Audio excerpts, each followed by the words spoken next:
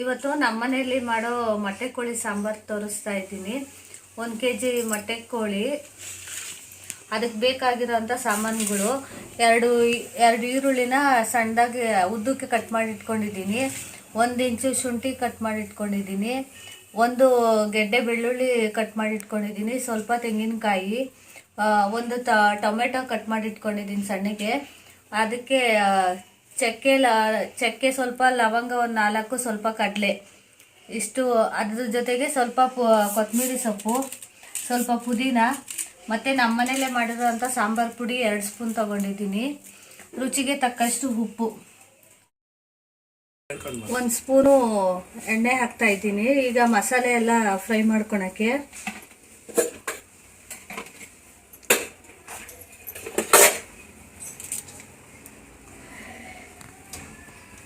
ಈಗ ಫಸ್ಟು ಎಣ್ಣೆ ಕಾದ್ಮೇಲೆ ಕಟ್ ಮಾಡಿ ಇಟ್ಕೊಂಡಿರೋ ಈರುಳ್ಳಿ ಹಾಕ್ತಾ ಇದ್ದೀನಿ.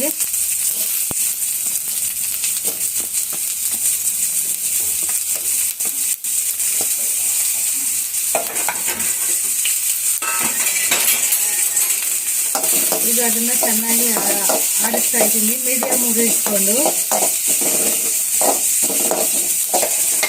ಈಗ ಅದಕ್ಕೆ ಶುಂಠಿ ಹಾಕ್ಕೊತಾ ಇದ್ದೀನಿ, ಸಣ್ಣಗೆ ಹಚ್ಕೊಂಡಿರೋದನ್ನ. ಅದಕ್ಕೆ 1 ಬೆಳ್ಳುಳ್ಳಿ ಹಾಕ್ಕೊತಾ ಇದ್ದೀನಿ, ಮತ್ತು ಚಕ್ಕೆ, ಲವಂಗ, ಕಡಲೆ ಇದು ಹಾಕ್ಕೊತಾ ಇದ್ದೀನಿ. ಇದ್ರ ಜೊತೆಗೆ ಗಸಗಸೆ ಬೇಕಾದರೂ ಹಾಕ್ಕೊಬೋದು. ನಾನೀಗ ಗಸಗಸೆ ಇಲ್ಲ, ಅದಕ್ಕೆ ಹಾಕ್ತಾ ಇಲ್ಲ. ಅದನ್ನು ಚೆನ್ನಾಗಿ ಸ್ವಲ್ಪ ಕಲರ್ ಚೇಂಜ್ ಆಗೋವರೆಗೂ ಹುರ್ಕೊಬೇಕು.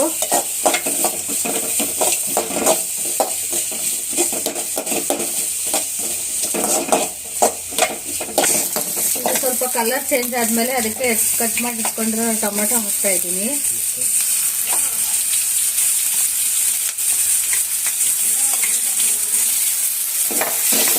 ಟೊಮೆಟೊ ಚೆನ್ನಾಗಿ ಮೆತ್ತಗಾಗುತ್ತೆ ಅಂತ ಸ್ವಲ್ಪ ಬೇಯಿಸ್ಕೊಳ್ಳೋಣ. ಈಗ ಇದು ತಣ್ಣಗಾಗಿದೆ, ಇದನ್ನ ಮಿಕ್ಸಿಗೆ ಹಾಕ್ಕೊಳ್ಳೋಣ.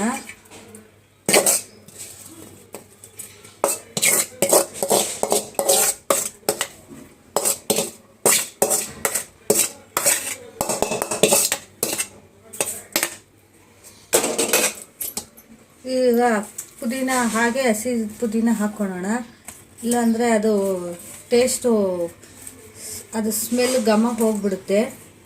ಕೊತ್ತಂಬರಿ ಹಾಗೆ ಹಾಕ್ಕೊಳ್ಳೋಣ. ಸ್ವಲ್ಪ ನೀರು ಹಾಕಿ ಈಗ ಗ್ರೈಂಡ್ ಮಾಡೋಣ.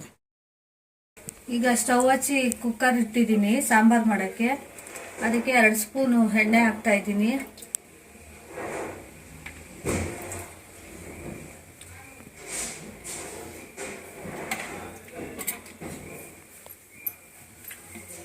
ಎರಡರಿಂದ 3 ಸ್ಪೂನ್ ಎಣ್ಣೆ ಹಾಕ್ತಾ ಇದ್ದೀನಿ.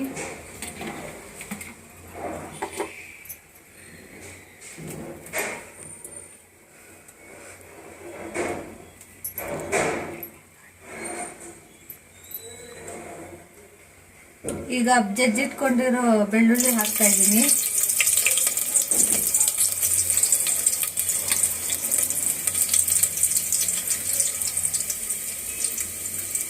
ಚೆನ್ನಾಗಿ ತೊಳೆದು ವಾಶ್ ಮಾಡ್ಕೊಂಡಿರೋ ಚಿಕನ್ ಹಾಕ್ತಾ ಇದ್ದೀನಿ.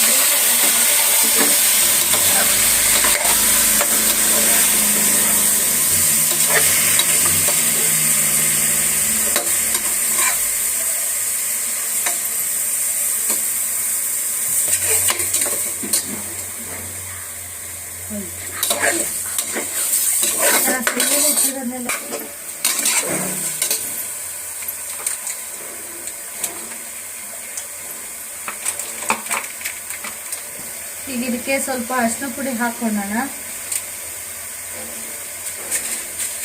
ಸ್ವಲ್ಪ ಉಪ್ಪು ಹಾಕೊಳ್ಳೋಣ, ಕಲ್ಲುಪ್ಪು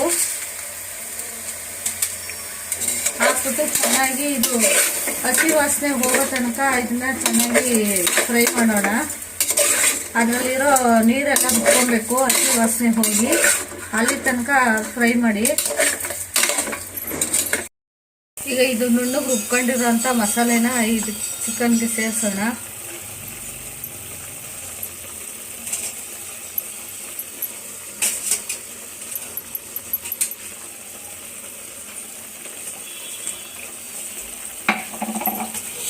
ಮತ್ತು ಸಾಂಬಾರು ಪುಡಿ ಸೇರಿಸೋಣ.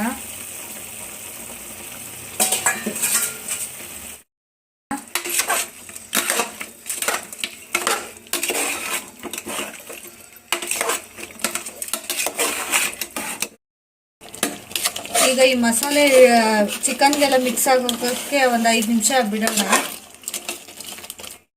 ಈಗ 5 ನಿಮಿಷ ಆಗಿದೆ. ಆ ಮಿಕ್ಸಿ ಜಾರ್ಗೆ ಸ್ವಲ್ಪ ನೀರು ಹಾಕ್ಕೊಂಡು, ಈಗ ನಮಗೆ ಯಾವ ಅದಕ್ಕೆ ಬೇಕೋ ಅಷ್ಟು ನೀರು ಹಾಕ್ಕೊಂಡು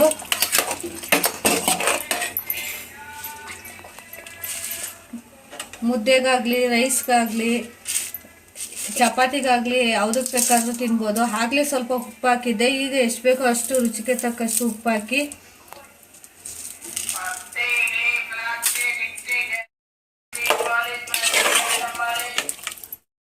ಇದು ನಮ್ಮನೆ ಸಾಂಬಾರು ಪುಡಿ. ನಾವು ಇದಕ್ಕೆ ಖಾರ ಎಲ್ಲ ಸೇರಿಸಿ ಪುಡಿ ಮಾಡ್ಕೊಂಡಿರ್ತೀವಿ.